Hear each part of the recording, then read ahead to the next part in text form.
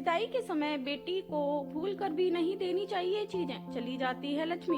हिंदू धर्म में जब बेटी की शादी होती है और बेटी को विदा होकर अपने ससुराल जा रही होती है तो उसे उपहार में कुछ न कुछ जरूर दिया जाता है। लेकिन कुछ भी ऐसी चीजें होती हैं जिसे विदाई के समय बेटी को देने से उनका वैवाहिक जीवन खतरे में पड़ सकता है और इन चीजों को देने से माता पिता को भी आर्थिक तंगी का सामना करना पड़ सकता है।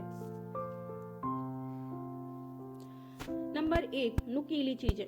बेटी को चाकू, छुरी, कैंची और सुई जैसी नुकीली चीजें भी विदाई के समय उपहार में देने से बचना चाहिए। नुकीली चीजें भेंट करने से रिश्तों में कटुता आती है।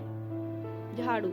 हिंदू धर्म के अनुसार झाड़ू में माँ लक्ष्मी का वास माना जाता है, इसलिए बेटी की विदाई में उसे झाड़ू नहीं दी जाती। विदाई में झाड़ू देने से बेटी का वैवाहिक जीवन दुखों से भरा हुआ होता है और माता पिता भी आर्थिक तंगी से परेशान रहते हैं, इसलिए कभी भी बेटी को विदाई में झाड़ू ना दें। नंबर 3, अचार। बेटियों को विदाई के समय भूल कर भी अचार नहीं देना चाहिए। इसका कारण यह है कि इसका स्वाद खट्टा होता है और बेटी को शगुन में खट्टी चीजें देना अशुभ माना जाता है। इतना ही नहीं, शादी के बाद भी बेटी को भेंट में कभी अचार नहीं देना चाहिए। नंबर 4, छन्नी।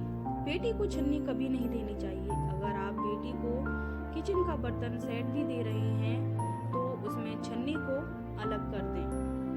इतना तय है कि चाय की छन्नी भी बेटी को देने से बचना चाहिए। इससे बेटी का सुखी वैवाहिक जीवन प्रभावित हो सकता है।